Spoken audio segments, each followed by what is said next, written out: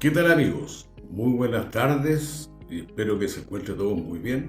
Vamos a comenzar este nuevo espacio refiriéndonos al título de un libro que a mí me gustó mucho, que lo escribió un escritor francés que se llama Michel Houellebecq, cuyo título es Las partículas elementales y que da origen también al título de este video.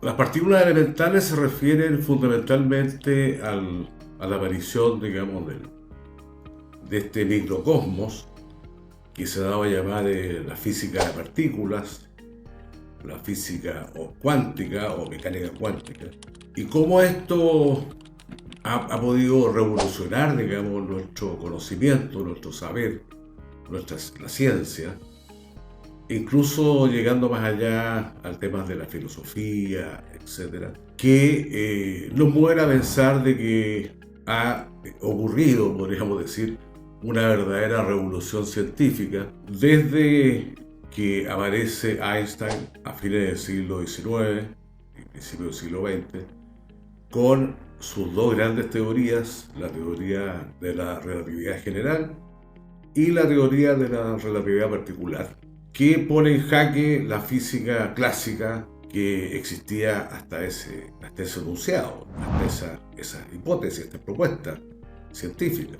Entonces Houellebecq se basa en su premisa en decir que estos cambios o estas revoluciones tan grandes, podríamos decir, que dan vuelta al mundo y nos pone patas arriba, han ocurrido pocas veces en nuestra humanidad, o en nuestro, por lo menos en nuestra humanidad, en nuestra civilización, digamos, que nosotros hemos estudiado y que también podríamos decir que derivamos de esos cambios.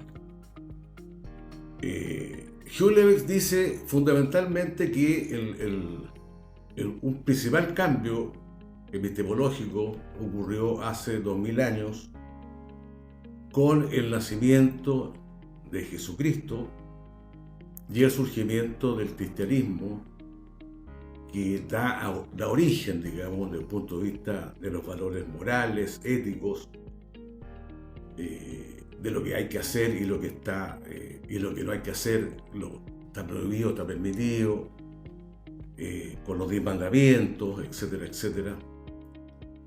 Y da origen, digamos, esta aparición del cristianismo, del monoteísmo, da origen a una civilización que nos compete a nosotros, que se llama la civilización occidental.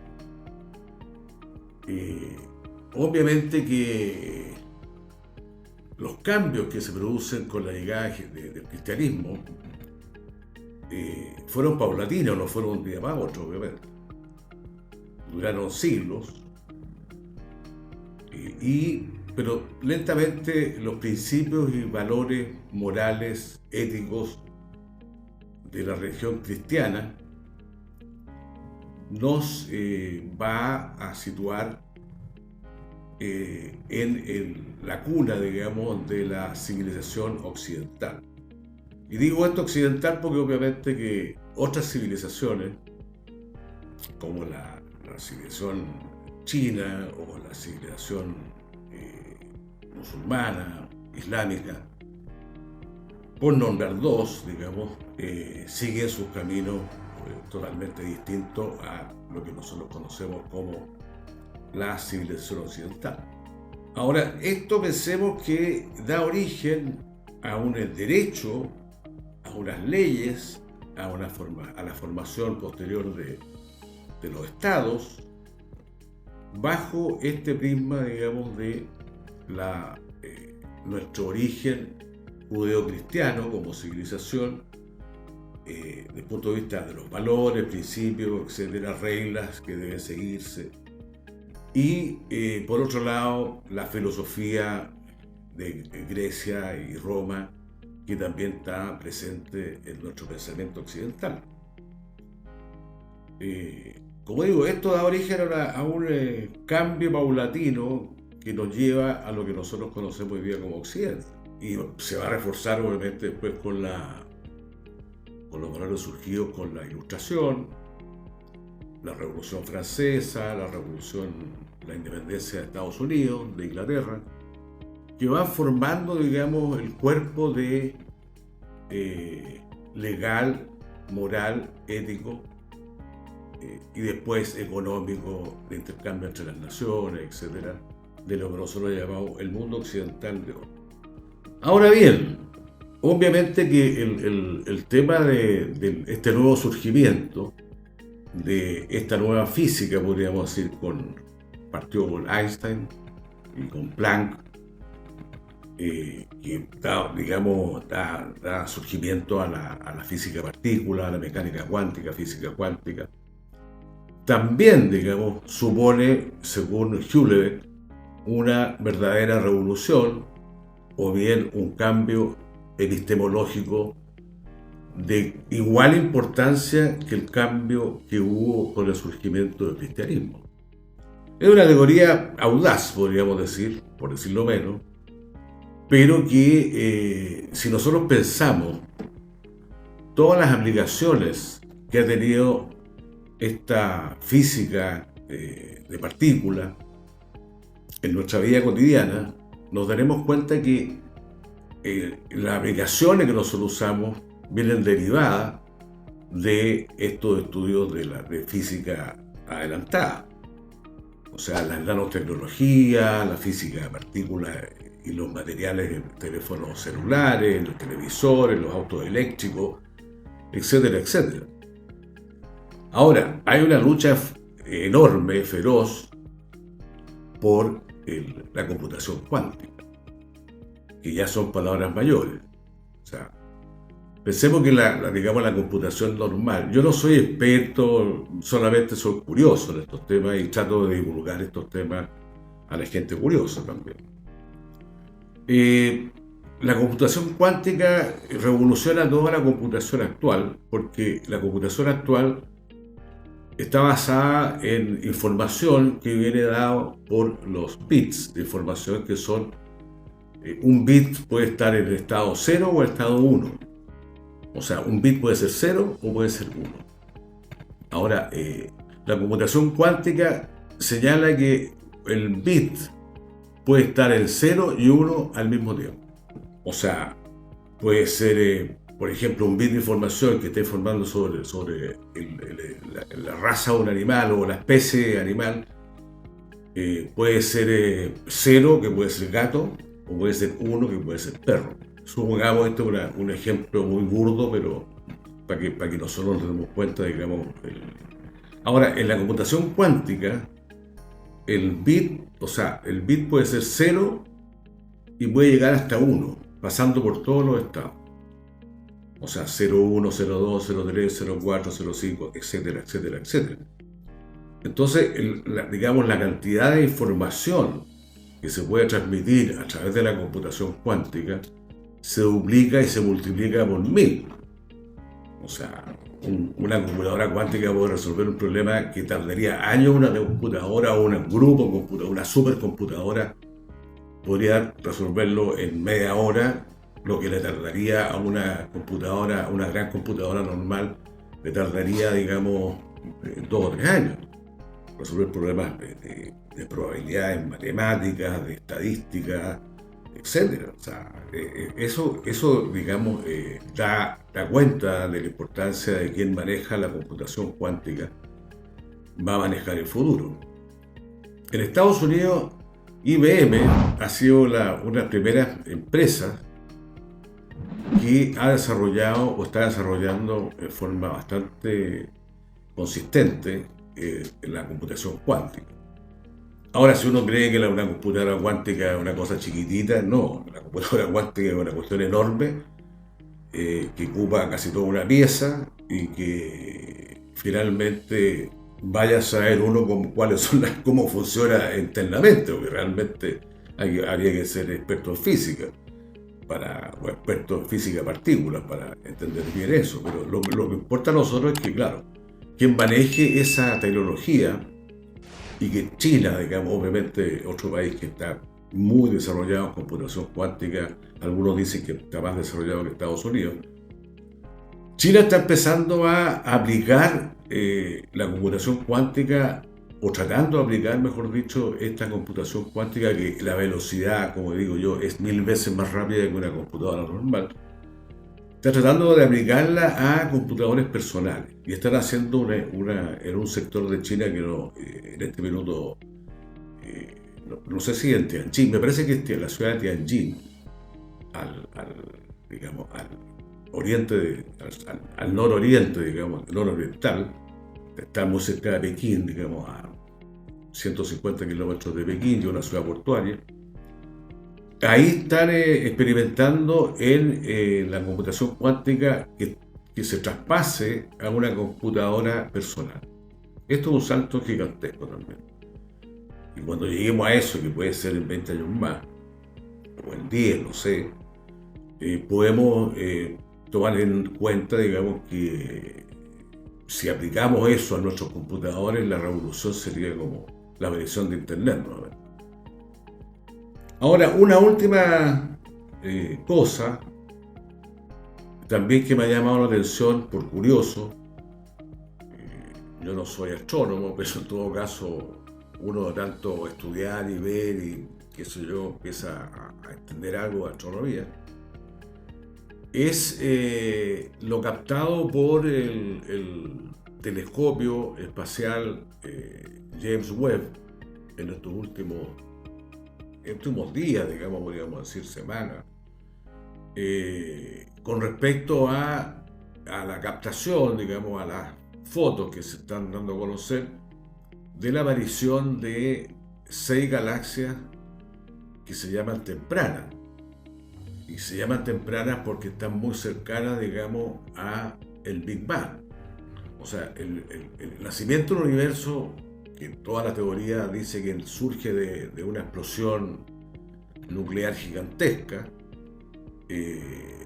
Toda esa teoría, digamos, del Big Bang dice que el universo empieza a formarse hace 3.800 millones de años, y que empieza a formarse primero como una sopa gaseosa, que dicen, y que poco a poco va adquiriendo la propiedad de las partículas que empiezan a juntarse, empiezan a formarse los átomos, y empiezan a formarse, digamos, los cuerpos más sólidos, podríamos decir, con respecto a pequeñas estrellas enanas, etcétera, etcétera.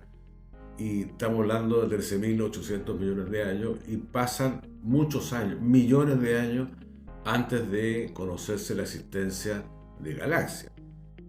Bueno, normalmente se habla de miles de millones de años que pasan después del Big Bang para que las galaxias tengan la capacidad de formarse, de crearse en la forma y en el fondo, como las conocemos hoy día, por supuesto, por telescopios, el Hubble y ahora el James Webb, y antes, obviamente, el telescopio terrestre, etc.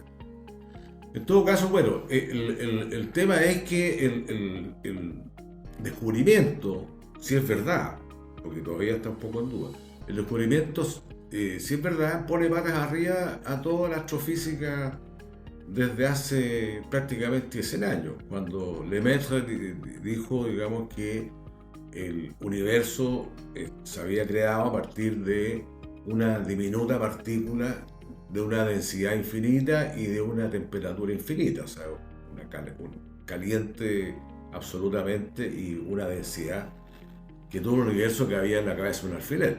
Para nosotros, para mí por lo menos, yo realmente me declaro incompetente en entender eso, o sea, no sé cómo podría ser. Y ese surgimiento del universo está dado por una cuestión que se llama inflación, o sea, la inflación cósmica surge de una partícula muy pequeña y empieza a expandirse el universo, y la expansión, según la teoría actual, no tiene fin, o sea, el universo se está expandiendo infinitamente. Ahora, esta teoría este descubrimiento del Hubble señala que digamos, estas galaxias tienen 600 millones de años de antigüedad. O sea, es imposible para un físico como Michio Kaku, que vamos a escucharlo dentro de un minuto, es imposible que existan esas galaxias, que estén ahí. Porque se supone que durante millones y millones, cientos de millones de años, el universo estaba conformado por una gran masa de gas. Y por lo tanto no existían objetos, digamos, como estrellas, o planetas, o galaxias, hoyos negros, etc. Entonces, bueno, pone de cabeza, como digo yo, la teoría de la física atómica, de la astrofísica, de la cosmología, etc. Pone de cabeza eso. Y eso me parece también importante incluirlo dentro de estos cambios epistemológicos desde el punto de vista del conocimiento, qué sé yo, y que también pueden golpear, digamos, la teoría del conocimiento tal como la conocemos. O sea, dicho sea de paso, la epistemología como rama de la filosofía estudia fundamentalmente la teoría del conocimiento, o sea, cómo nosotros conocemos, percibimos, qué representa para nosotros el mundo, cuál es la realidad, o sea, y cuál es el estado de la ciencia el estado del arte, podríamos decir, que se ocupa de ver los parámetros de realidad y fija algunas cosas, alguna cuestión, fija obviamente en el conocimiento científico, o sea, como que es la teoría de las teorías, digamos. O sea, la epistemología pone los límites de la ciencia, podríamos decir. O sea, esto es verdadero con respecto, digamos, al estado de la ciencia. Esto es lo que nosotros conocemos hasta el día de hoy. Entonces, lo que nosotros conocemos hasta el día de hoy puede ser puesto, por ejemplo, por estas galaxias que se descubren y que dicen que el surgimiento del universo a lo mejor no nace del Big Bang, o el universo a lo mejor es más antiguo que el Big Bang.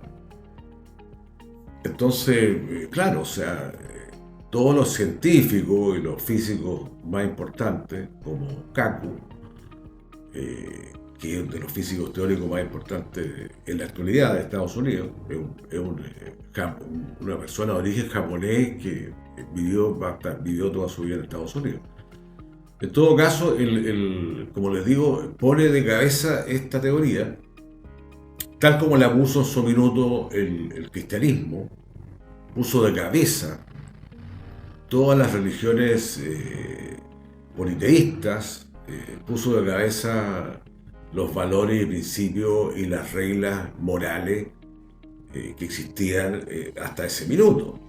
O sea, si uno ve o lee sobre la vida en Grecia o en otros países más, incluso los países más adelantados para su época, Grecia, Roma, después, uno se da cuenta que los valores y principios que ellos tenían con respecto a muchas cosas de nuestra vida estaban permitidos.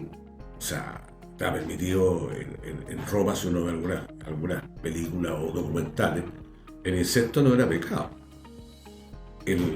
La pedofilia muchas veces se decía que muchos emperadores romanos tenían a jovencitos de 14 y 15 años para también hecho con ellos. O sea, cosas que, especialmente el incesto, yo creo que el incesto fue la gran cosa que puso el límite de la religión, digamos, el cristianismo, y dijo, no, esto no puede ser moralmente aceptado. No tiene o sea, dentro de la cabeza del ser humano no puede ser moralmente aceptado. Dentro de la escala de valores, digamos, de la cultura, debería estar totalmente prohibido, y está totalmente prohibido, igual que la pedofilia, igual que cualquier otra cosa, digamos, que cada vez más la infidelidad en esa época eran bastante normales, digamos, que una señora de alta sociedad se acostara con un esclavo. Y a nadie le parecía raro. O sea, ella, digamos, satisfacía sus deseos sexuales y el marido no le decía ni pío y nadie le decía nada. O sea, es divertido entonces, o sea, estos valores que son hoy día universales, podríamos decir, por lo menos para nuestra sociedad occidental, antes no eran así, claro, yo no estoy relativizando los valores, solamente estoy dando hechos, digamos, con respecto a eso. Bueno, esta reflexión, querido amigo, quería comentárselas porque nosotros de repente vivimos un mundo que no nos damos cuenta de los cambios que nos atañen directamente y cómo vivimos pensando que este mundo siempre fue así. Y obviamente que no siempre fue así.